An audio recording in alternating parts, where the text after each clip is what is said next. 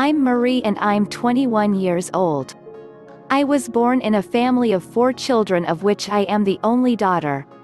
As an only daughter, I have always been loved by my family, my parents, and especially by my brothers, who have been superheroes for me. Growing up, I was a spoiled child. Everything I asked for, I got from my parents, and sometimes even when I didn't ask for anything. I had all kinds of gifts: last price phone, computer, tablet, and my wardrobe was just wow, branded clothes, and I was always fashionable. At school I was a brilliant girl. I can say that among all the girls in my school, in my district, or in my city. I was the most beautiful, the most stylish, and the smartest, so that created jealousy, because all the boys only wanted me. Everyone wanted to be with me, to be my friend, to be part of my entourage, or to go out with me, until the day I met Nathan. When I entered high school, I became friends with Maryam. Maryam was in the same class as me. We did the school trip in high school. She was really my best friend. Her parents knew me and mine knew her. For 5 years my one and only friend was Maryam. We told each other our little secrets, our family stories, our stories of hearts. We were really inseparable.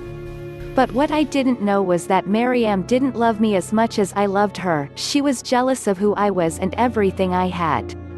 Sometimes she didn't even want me to go out with boys, because for her all boys were either liars or they didn't deserve me. One day she told me about her cousin Nathan. Nathan had just lost his parents and was an only child. After the death of his parents, he had to move in with his uncle, who was none other than Maryam's father. So Nathan moved to Maryam's house at the beginning of the last year of high school. A few days after his arrival, Maryam invited him to her house to introduce me to her cousin. I knew Nathan and we exchanged a few text messages before his arrival, but I was not really interested in him. When Maryam understood this, she put all her resources into organizing appointments, meetings, trips to the cinema, and did her best to ensure that I was not left alone with Nathan. Then I finally accepted Nathan and became his girlfriend. We went out together and basically he wasn't that bad. All that school year I was with Nathan, he was liked by my brothers and my parents. After graduating from high school, I had to go abroad for college. Before moving to the university hostel, I had to take an admission test and undergo some medical tests. When I finished all this, I had to go back home until the university sent an admission letter. The day I arrived, I was very tired from the trip and the preparations for my entrance test. The next day I tried to reach Nathan, but his cell phone was switched off, so I decided to go to his house. Maryam's mother was standing right in front of the entrance of the house, and when she saw me she just looked sad and told me Maryam was in her room. I wanted to say that I had come for Nathan, but I went to Maryam's room. I went in discreetly to scare Maryam, but when she saw me she became angry, so I thought it was our little games, and then we started talking about my stay abroad and the rest. Soon afterwards I asked if Nathan was there, and then she looked at me and said, "So you don't know where your boyfriend is?" I told her his cell phone had been off for 2 days, and then she told me Nathan had gone on a trip. I was so angry, I got up and went home. A few days passed and the mail from the university was finally here. I was so happy and I asked my father to open it to see how smart his daughter was. The first document right at the top was the result of the hospital, then the letter from the university.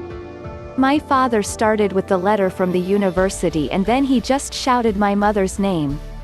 I thought it was good news, but when my mother read the letter she broke down in tears.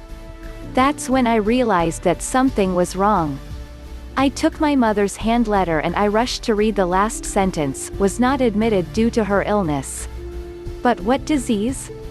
I rushed to get the medical report, but my HIV test was positive.